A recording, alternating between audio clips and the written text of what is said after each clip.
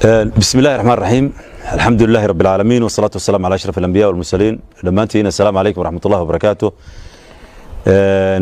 waxaan xaqiijinayaa inaan maanta xorriyadeedii helay muddo kadib. maanta ay taariikhdu tahay 15 Shawaal 1442 Hijriya 6/6/2020. si xora ayaan u joogaa. Ilaahay baan u mahadnaqayaa. waxaan u mahadnaqayaa cid kasta oo ka qayb qaadatay oo u halgantay in muxuu ahaa xorriyadeeda helo. waxaan ku soo booqday gurigiisa magaalada Hargeysa gudoomiyaha xisbiga UCID Engineer Faysal Ali Waraabe oo aan la joogo.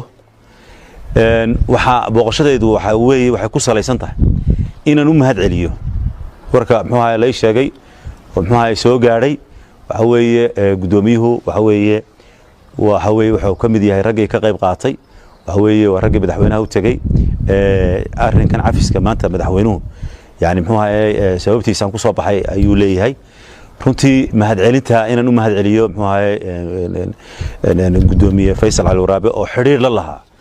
yani ehelka xiriir la lahaa oo arrinkan muxuu ahaa muddo soo giraangirinayay maanta muxuu ahaa waxa weeye markii aan soo baxay runtii isaga fursad ismaan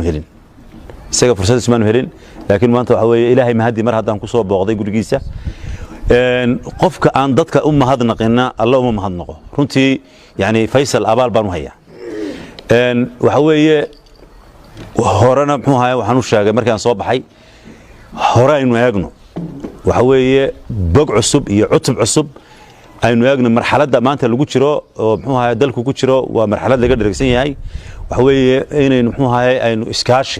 iyo midnimo aynu wax qabsano oo aynu hore u socono muxuu ahaa runtii ayaa muxuu ahaa ku baaqaya wanaag oo dhan baan muxuu ahaa runtii muxuu ahaa ku baaqaya nasiib wanaag maanta muxuu ahaa gudoomiyahana isalo oo intaan muuqaalkan muxuu ahaa bilaamina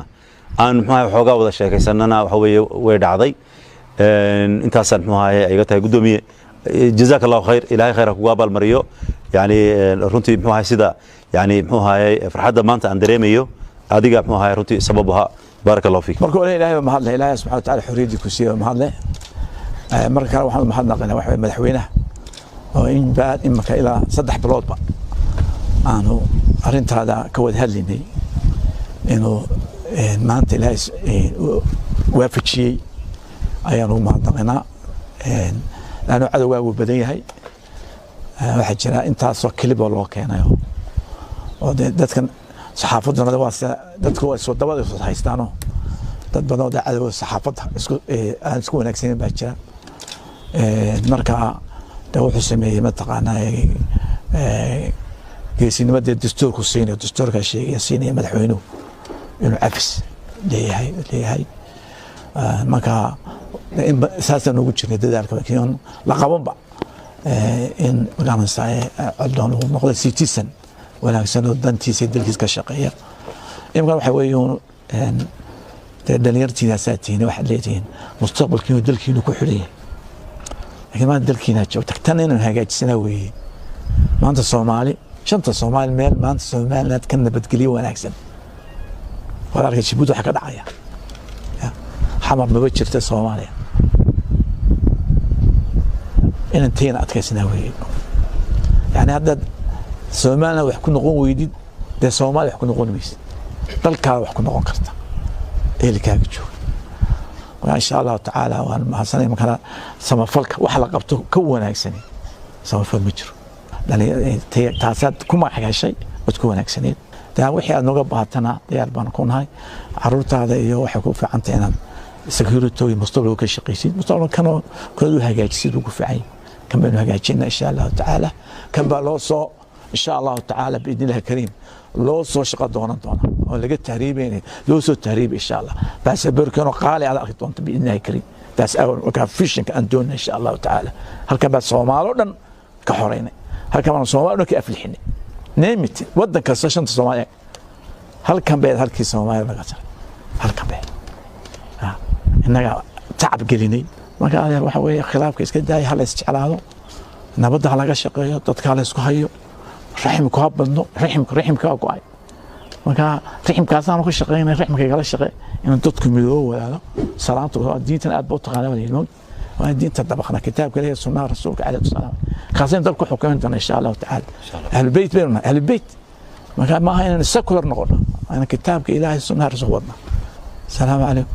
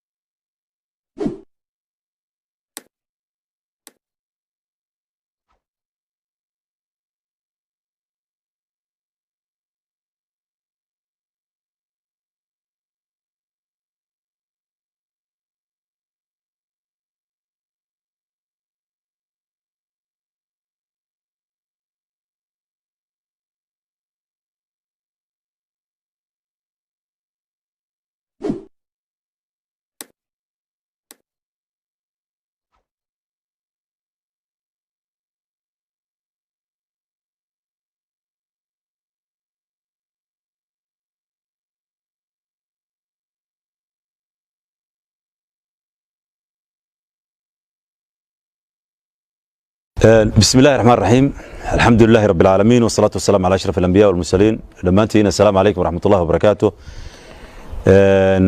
waxaan xaqiijinayaa inaan maanta xorriyadeedii helay muddo kadib. maanta ay taariikhdu tahay 15 Shawaal 1442 Hijriya 6/6/2020. si xora ayaan u joogaa. Ilaahay baan u mahadnaqayaa. waxaan u mahadnaqayaa cid kasta oo ka qayb qaadatay oo u halgantay in muxuu ahaayaan xorriyadeeda helo. waxaan ku soo booqday gurigiisa magaalada Hargeysa gudoomiyaha xisbiga UCID Engineer Faysal Ali Waraabe oo aan la joogo. waxa booqashadeedu waxay ku salaysan tahay inaan u mahad celiyo warka muxuu ahaay la sheegay oo muxuu ahaay soo gaaray. waxa weeye gudoomiyuhu wuxuu ka mid yahay raggii ka qayb qaatay. waxa weeye waa raggii madaxweynaha u tagay arrinkan cafiska maanta madaxweynuhu يعني محوها سببتي سانكو صوب حي أيولي runtii mahad celinta inaan u mahad celiyo muxuu ahaay gudoomiye Faysal Ali Waraabe oo xiriir la lahaa yani ehelka xiriir la lahaa oo arrinkaana muxuu ahaay muddo soo giraangirinayay maanta muxuu ahaay waxa weeye markii aan soo baxay runtii isaga fursad ismaan helin laakiin maanta waxa weeye Ilaahay mahadi mar haddaan ku soo booqday gurigiisa qofka aan dadka u mahadnaqina Allah uma mahadnaqo runtii yani Faysal abaal baan u hayaa waxa weeye horena muxuu ahaay waxaan u sheegay markii aan soo baxay hore aynu eegno waxa weeye bog cusub iyo cutub cusub aynu eegno marxaladda maanta lagu jiro oo muxuu ahaay dalku ku jiro waa marxalad laga dheregsan yahay waxa weeye inaynu muxuu ahaay aynu iskaashi iyo midnimo aynu wax qabsano oo aynu hore u socono muxuu ahaay runtii ayaa muxuu ahaay ku baaqaya wanaag oo dhan baan muxuu ahaay runtii muxuu ahaay ku baaqaya nasiib wanaag maanta muxuu ahaay gudoomiyahana ay sahlo oo intaan muuqaalkan muxuu ahaay bilaamina aan muxuu ahaay xoogaa wada sheekaysanana waxa weeye way dhacday intaas muxuu ahaay ayga tahay gudoomiye jazakallahu khayr ilaahay khayr kuga baal mariyo yani runtii muxuu ahaay sida yani muxuu ahaay farxadda maanta aan dareemayo adiga muxuu ahaay runtii sababaha barakallahu fiik marka ilaahay ma hadlay ilaahay subhanahu wa ta'ala xuriyadi ku siiyo ma hadlay marka waxaan ma hadnaqnaa waxa madaxweynaha oo in baad imaka ilaa 3 biloodba aanu arintaada ka wada hadlinay inuu maanta ilaahay waafajiyay ayaanu ma hadnaqnaa laano cadawga uu badan yahay waxa jira intaas oo kaliba loo keenayo oo dadkan saxaafaduna dadku waa soo dabada soo haystaano dad badan oo cadawga saxaafadda isku wanaagsan baa jira marka wuxuu sameeyay mataqaanaa geesinimada dastuurku siinay dastuurka sheegay madaxweynuhu inuu cafis leeyahay marka saasan ugu jirnay dadaalka laakiin la qabanba in magaranaysaa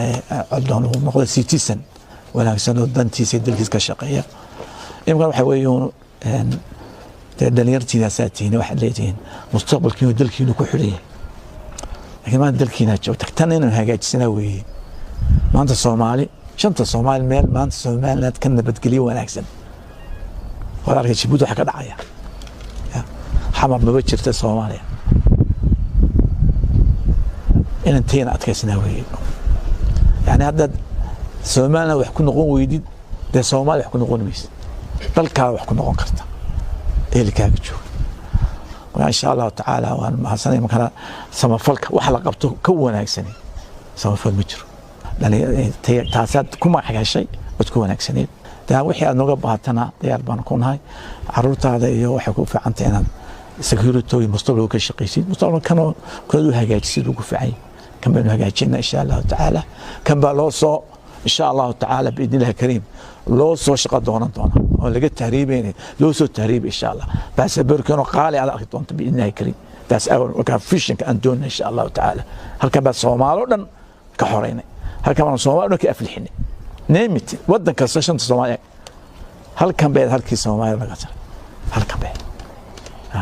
إنك تعب قليني ما قال يا وحوي خلاف كيس كده هل استعلاله نبض على قشقة تتكلم سكهيو رحمك هبطنو رحمك أقوى marka riximkaasaan ku shaqeynay riximka kala shaqeey in dadku midoo walaalo salaantu diintan aad buu taqaanaa ilmo waa diinta dabaqna kitaabka Ilaahay sunnah rasuulka alayhi salaam khaasan dalku xukuumadana insha Allah ta'ala ahlul bayt bayna ahlul bayt marka ma aha in secular noqono ana kitaabka Ilaahay sunnah rasuulka wadna salaamu alaykum